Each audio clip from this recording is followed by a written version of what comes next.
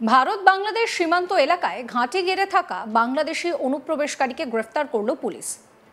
ধৃতের নাম হৃদয় মিয়া। আদতে সে কিন্তু বাংলাদেশের নাগরিক, নাম পাল্টে ভারতে পুনিত সিং হয়ে বসবাস করছিল হৃদয়। ভারতীয় নাম নিয়ে সে এখানে বসবাস করছিল। ভিন রাজ্যে বাংলাদেশিদের ধরপাকড় শুরু হওয়ার পরই মালদার ভারত বাংলাদেশ সীমান্ত মোহিতপুর দিয়ে বাংলাদেশে পালানোর পথে ইংরেজবাজার থানার পুলিশের হাতে গ্রেফতার হয় এই হৃদয় মিয়া। গোপন সূত্রে খবর পেয়ে অভিযান চালিয়ে হৃদয়কে গ্রেফতার করে পুলিশ। ধৃত বাংলাদেশিকে শনিবার 30শে অগস্ট 10 দিনের পুলিশি হেফাজতের আবেদন জানিয়ে মালদা জেলা আদালতে পেশ করা হয়। ধৃত বাংলাদেশি নাগরিকের নাম হৃদয় মিয়া, বাড়ি বাংলাদেশের নারায়ণগঞ্জ জেলার সোনারগাঁও থানা এলাকায়। 5 বছর আগে সে ভারতে প্রবেশ করেছিল। জাল ভোটার কার্ড বানিয়ে বেঙ্গালুরুতে শ্রমিকের কাজ করত। বর্তমান পরিস্থিতিতে বাংলাদেশে ফেরত যাওয়ার চেষ্টা করছিল এই ব্যক্তি। সেই সময় তাকে ইংরেজবাজার থানার পুলিশ গ্রেফতার করে। আর এই নিয়েই শুরু হয়ে গিয়েছে তৃণমূল বিজেপির রাজনৈতিক তরজা। উত্তর মালদা জেলার বিজেপির সভাপতি প্রতাপ সিং এর অভিযোগ, শাসক দলের প্রচ্ছন্ন মদতেই এই রাজ্যের মানুষ এইভাবেই কিন্তু এই রাজ্যের মাটিকে ব্যবহার করছে এই বাংলাদেশি অনুপ্রবেশকারীরা। কি বলছেন বিজেপি নেতা প্রতাপ সিং, শোনাবো আপনাদের। অনুপ্রবেশ নিয়ে ভারতীয় জনতা পার্টি জন্মলগ্ন থেকে আন্দোলনে আছে, পথে আছে, এবং আজকে 2025 সালে বিজেপির যে কথা অনুপ্রবেশ হয়েছে তার প্রত্যক্ষ প্রমাণ এখন আমরা এসআইআর নামে যে স্বচ্ছ ভোটার তালিকা তৈরির যে পদক্ষেপ নিয়েছে নির্বাচন কমিশন, আর সেটা আবার প্রমাণ পেলাম। বাংলাদেশের রহিম এখানে এসে রাজু হয়ে যাচ্ছে।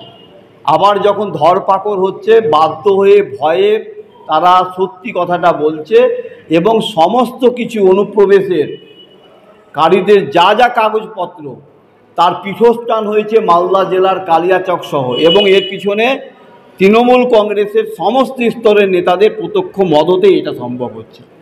নির্বাচন কমিশন যে কাজ করছে এসআইআর নিয়ে, আরও ভয়ঙ্কর অনেক তথ্য আমরা মালদার বুকে প্রতিদিন জানতে পারব। অন্যদিকে জেলা তৃণমূলের সহ সভাপতি শুভময় বসুর দাবি, সীমান্ত পাহারা দেওয়ার দায়িত্ব বিএসএফ এর।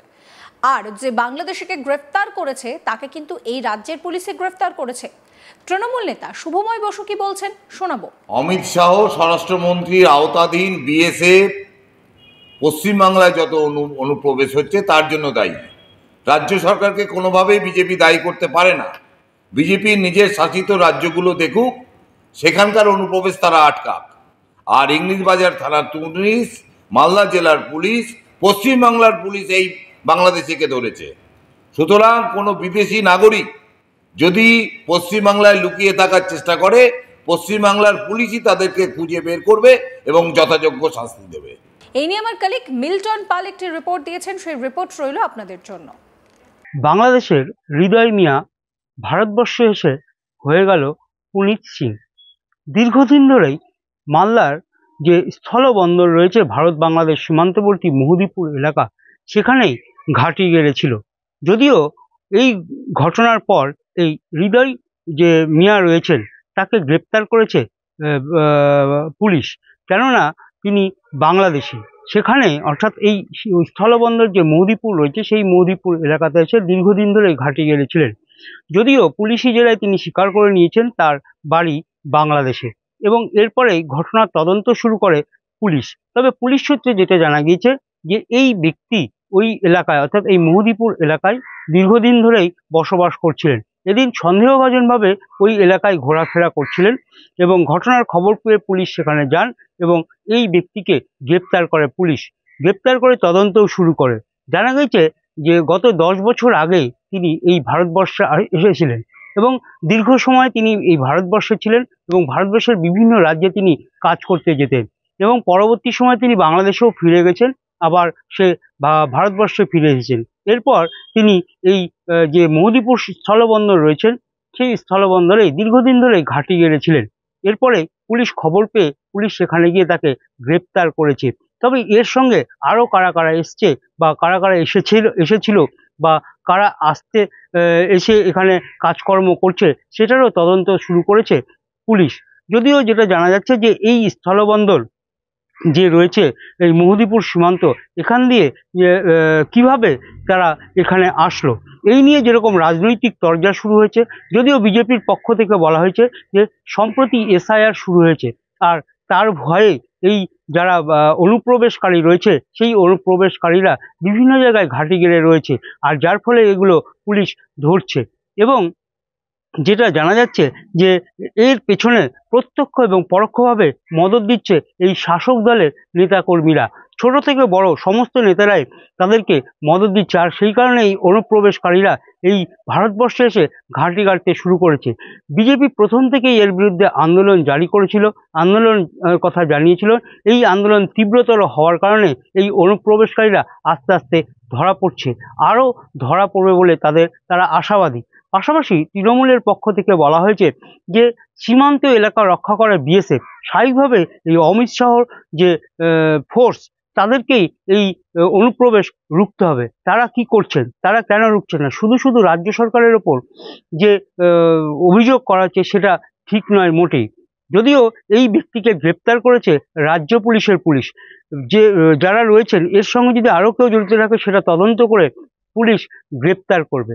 স্বাভাবিকভাবে বলা হচ্ছে যে মালদা যে সীমান্ত রয়েছে, মালদা বরাবরই যে ভারত বাংলাদেশ সীমান্ত এলাকা রয়েছে 172 কিলোমিটার সীমান্ত এলাকা, তার মধ্যে জল সীমান্ত রয়েছে, স্থল সীমান্ত রয়েছে।